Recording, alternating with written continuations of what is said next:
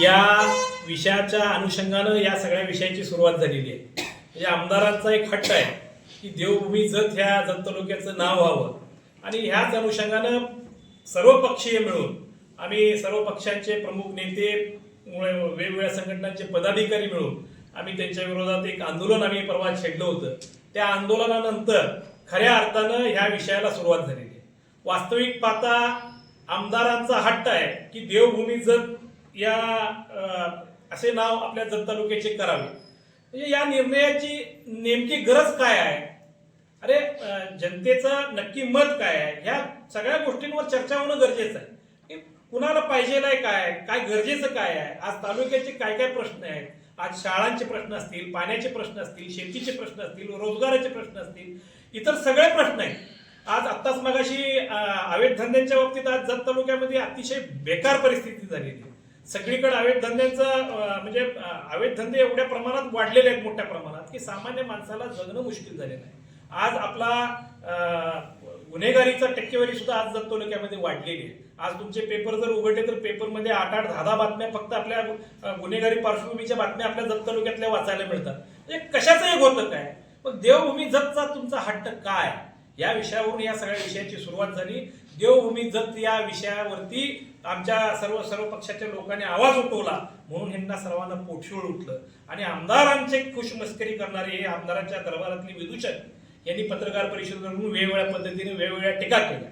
टीका टिप्पणी मी म्हणतो की प्रत्येकाला व्यक्ती स्वातंत्र्य आहे, त्यांनी टीका टिप्पणी करावी, परंतु स्वतःच्या उंचीचं भान असावं. आपण कुणावर बोलतो, काय बोलतो आणि आपण ह्याच्यापूर्वीच्या वर्तमान काळात आपल्यावरती किंवा भूतकाळामध्ये किंवा वर्तमान काळामध्ये आपल्याला काय काय प्रसंग आले होते, त्या कुठल्या प्रसंगातून आपण पुढे गेलेलो आहे याचं आपण भान ठेवावं.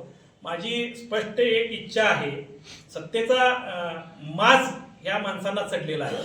सत्तेचा माज आपण तसाच ठेवावा.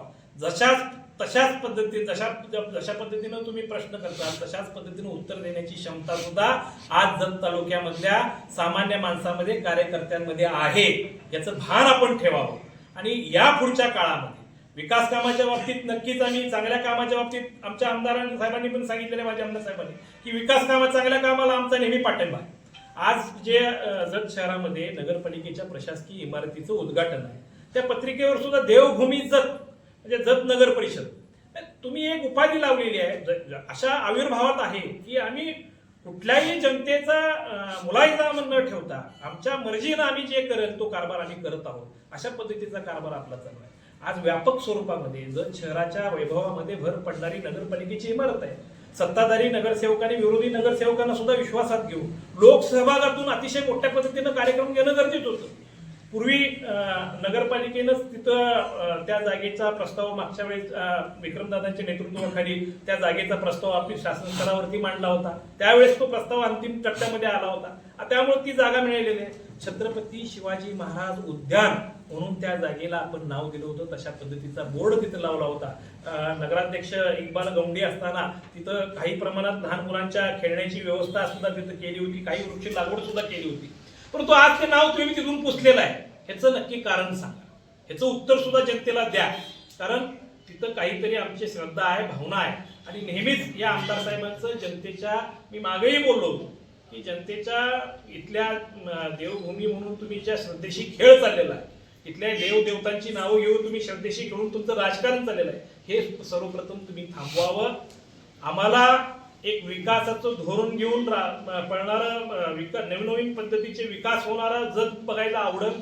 नवीन प्रयोग इथं आलेले किंवा विकासाचे गंगा वाहिलेली आम्हाला जत आवडेल. अशा पद्धतीचं आपण काम करूया. नक्कीच आमची त्याला साथ असेल. आता नमो गार्डन म्हणजे काय, नरेंद्र मोदी गार्डन.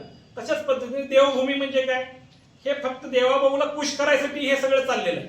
त्यामुळं ह्या गोष्टीत तर 100% जत तालुका याच्या विरोधात आहे. सामान्य जनता नेहमी चर्चा करताना म्हणते की देवभूमीची काय गरज आहे.